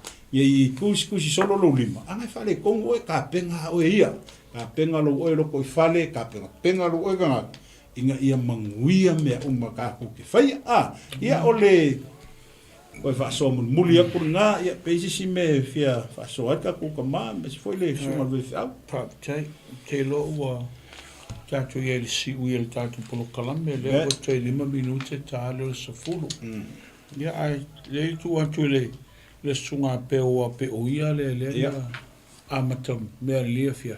Se isa unoa le sunga le fai au. Ia mwhai ulo le tato polo kalame le po. Ai wha afte tele sa moe lau tapo inga lia fia. O se tau mwhai atu lea, alau whai ngā luenga ia, o lea fu ise sau whaafonga le 𝚟𝚒𝚙𝚢𝚑 i le nei po. Ia, whaamalu ave whale lo whingalo. Aleluia. Lea fu ise au auna e le o mawhai fu ise au aunanga le nei po ona 𝚟𝚒𝚙𝚢𝚑 e ula nonga. Ia, te taloa i le tua ia 𝚟𝚒𝚙𝚢𝚑 o tātu tangata ma 𝚟𝚒manga i le nganga o le i le fiaf. Amen. A mai le tua lon file mua pule o tātu noto. Kai. E maua pe tātou le nganga o le mataala. Nei vai tau ma nei vai taimi ele o te file mu le li o lo langi nei. Lana le whiaruai. E lo tala ia o e whiaruai o se le ona e whapena o na tau whiai a o le nifo. O se i uma Iesu nifo i lunga ko ota. Uma koe se i a Iesu le whi pawal me le e te vai e lana e malana whataio. Au fefe i atanga te lona leo. Lea la nei po kewisi ano pe ana batu lia fiafi. Ia se motu ngā awhanga mo lia fiafi. So atu e fo i a te oe. Ia tau mawhai fo i lo soi fua au auna. Ia tātou te tau fi mau. wai fai te toa lona to e fio mai. Amen. Ia whamanuia le atu e lau tapo inga lipo, tu atu li songa le whiwhi au ia peo. Ia, mo sana saunanga whaai wa tato mātanga le ia whiawhi manuias. Ia li, te lo lea ua longo whatu tuila lau whaafonga anga sa moa nipo. Ina ua ae fo ia whaiva sa whika i kunga i eisio tātou tamata i tai ia ma se fo i o le sunga to ina o le pulenga. O le longo pui ali ina o le afionga pa ia le atua nei po. Natu lea ia, toi mori atu lea nganga whaftai. Ona o lo whaatanga ina o le nei au nanga i tono lo maota, tono lo lawa, fia lava o lo e whafonga mai ai. Mo moli te le atu lea nganga whaftai. Ke le ko mengiana au mai, nanto umo e o lo mo moli mai ia alo whaanga, ele ngata i leo lau whaftai o lo mo moli mai a bishop ma le sunga le to ina ma le au whaingaluenga. Ia ua lava le fai whaamanianga mo i mātou.